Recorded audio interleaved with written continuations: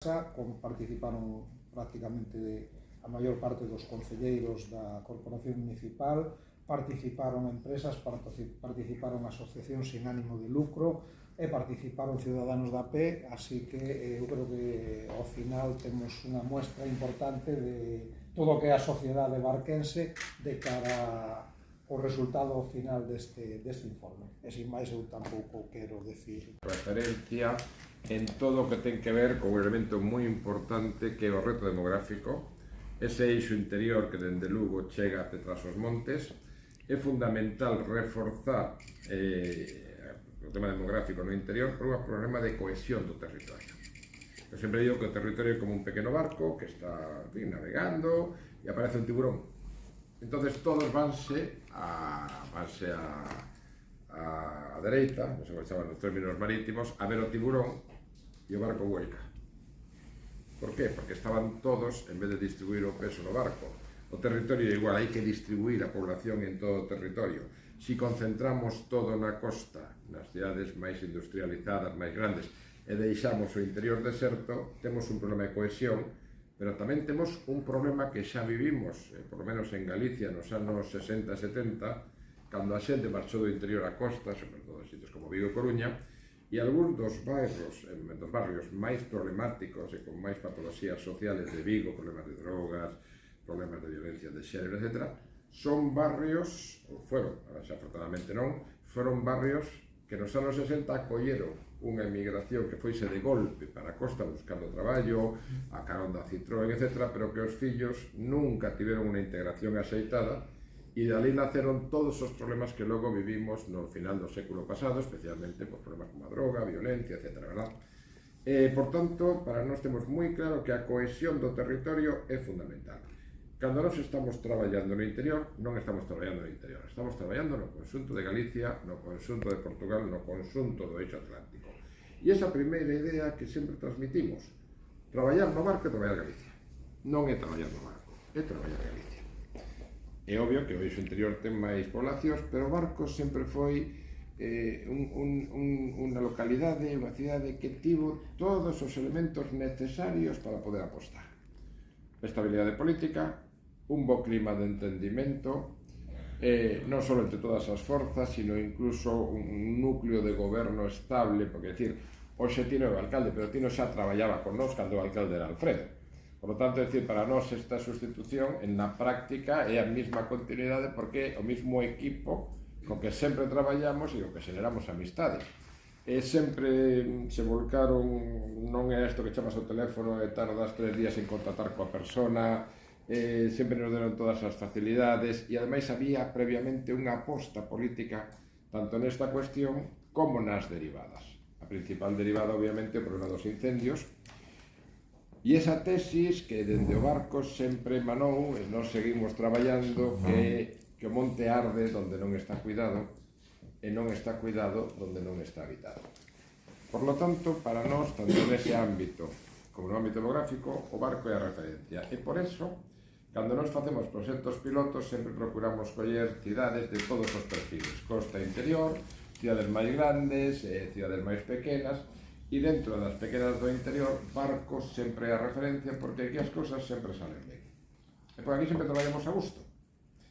Estamos, fixadevos, estamos, non sei, xa de verdade, por cuarto ou quinto proxecto, é dicir, temos o proxecto de loita contra o lume, que xa en estes días xa estaba comenzando a experiencia piloto do viveiro de Granxa, verdad? E está comenzando agora porque temos aí moitos problemas, isto non é o xeito de hoxe, no concurso para que se presentaran empresas que tiveran capacidade de desenvolver unha idea innovadora, verdad? Xa hemos falado desto, pero é un proxecto que está aquí e que va a continuar aquí, e, por lo tanto, que xa probablemente na próxima reunión sexa para falar dele. Como sabedes, hemos presentado un proxecto, a ver se hai sorte, o proxecto está moi ben, pero claro, moi competitivo e moita competencia para a recuperación da bella factoría de carburos e convertirla nun espacio múltiple, sociocultural. Estamos tamén cunha estrategia que nos entregarán o traballo neste ano, unha folla de ruta para o enoturismo. Cando estivemos visitando a experiencia de enoturismo en Tokay, en Hungría, evidentemente, pues ali tamén estuvo, en aquel momento Alfredo, estuvo o barco dentro das cidades que nos ofrecimos, vinícolas, para vir, que viñeron 3 de todo o territorio, unha foi o barco, porque tamén estuvo ali, visitando a experiencia de enoturismo. Por lo tanto, estamos falando de combates de incendios, estamos falando de fijar población, estamos falando da folla de ruta do enoturismo, que estará neste ano, estamos falando do proxecto para a fábrica, que é un proxecto moi ambicioso, que en maio sabemos se temos sorte e nos lo dan, porque é moi competitivo ese proxecto, está moi ben feito, pero vamos a ver. Isto é como, non vou a falar de fútbol para non meter o dedo no ollo de ninguén, pero claro, o problema que é que podes ter un equipo maravilloso, podes gañar a Copa de Chile chamándose do Rei e tal, e logo resulta que estás en casa con un equipo inferior, tes unha mala noite, isto é igual, non? Bueno. E ainda alguna cosa máis, pero xa non me lembro, estamos co tema. E o tema dos nómadas digitales, que xa estivedes cando trouxemos aquí este grupo europeo, donde xa estamos avanzando un pouco nas propostas para captar talento de población para o interior.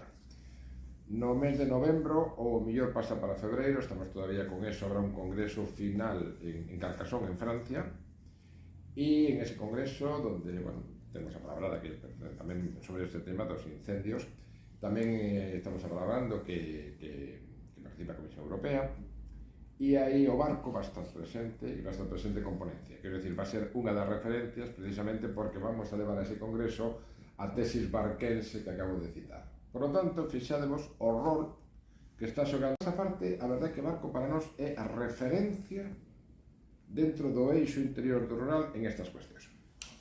Acabo, e por lo tanto, cando poñemos en marcha un proxecto piloto como que hoxe vos presentamos xa finalizado, un dos lugares onde podemos é o barco. E, efectivamente, foi un tema que foi moi agradable de facer, as reunións funcionaron ben, non hubo que andar detrás da xente. Cando se decía que querían vir fazer a reunión o Concello organizado inmediatamente, con unha participación de xente moi importante. Sabemos que no barco nunca tiramos o diñeiro. Isto, que vos explicará Roberto, e eu só que contextualizar, foi o que resumo cunha frase. Temos que avanzar hacia novas formas de administración en dous sensos, que é o que nós estamos testando nestes proxectos piloto, con este nome de laboratorios que a veces aí nos suena un pouco raro, verdad? Cando se fai, e o que engaña o concurso da Universidade de Deusto, Roberto, verdad, o primeiro mapa de cohesión social de unha eurorrexión, de un sistema urbano de 2 países, identificamos toda unha serie de problemas sociales, algúns deles novas formas de pobreza, novas formas de marginación, que se detectan sobre todo a partir da pandemia. E unha delas que nos afecta moito, sobre todo o interior e a ámbitos rurales, ou perirurales como o noso, como o barco, é, por exemplo, a pobreza digital. Son temas que temos que ir por diante, temos que poñer a venda antes da ferida, poñer a prevención para que non ocurra. E aí identificamos a necesidade, a raíz do mapa de cohesión, de facer estos laboratorios destos proxectos piloto, que basicamente se centran en dúas ideas. E con isto se acabo, porque isto corresponde a Roberto. Primeira idea, gobernanza.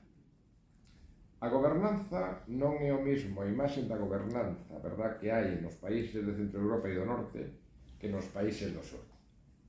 E que a gobernanza sempre, vimos dunha dictadura onde a gobernanza era que estivera todo Dios calado. Despois, claro, se xeneran movimentos sociales moi amplios, afortunadamente, pero que moitas veces son movimentos exclusivamente reivindicativos. É dicir, non hai unha figura por la que nos apostamos hacia o futuro que a figura da corresponsabilidade. O Concello non é só o sitio onde ir a pedir ou ir a manifestarse. Ten que haber tamén unha acción coordinada. Quen está legitimado e quen gana as eleccións. Pero os cidadáns teñen que ter unha participación que vaya máis alá dun asociacionismo reivindicativo. As asociacións parece que sempre se crean para pedir algo porque hai un problema. Bueno, tamén ten que haber unha participación, como pasa desde hai moito tempo nos países nórdicos, onde a xente se corresponsabiliza. E se corresponsabiliza dende a transparencia. As asociacións xa hai moito tempo que acabou aquela teoría stalinista das correas de transmisión. Non poden ser correas de transmisión de organizacións políticas, teñen que ser movimentos cidadáns, movimentos asociativos que se corresponsabilicen. E iso é o que estamos traballando cara ao futuro, xa con unha mentalidade de xente nova, das novas tecnoloxías, as cosas son distintas. Poño un exemplo. Ti non podes protestar que a cidade este sucia 2 minutos despois de haber tirado unha colilla ou papel ao chan. E sabedes que, por desgracia, son as cosas moi habituales. A xente moitas veces tira o chan e algo xa casi mecánico, pero logo protesta que a cidade está sucia. Unha pequena anécdota, pero isto dá un exemplo de como debemos de corresponsabilizarnos. Ese é o primeiro elemento que se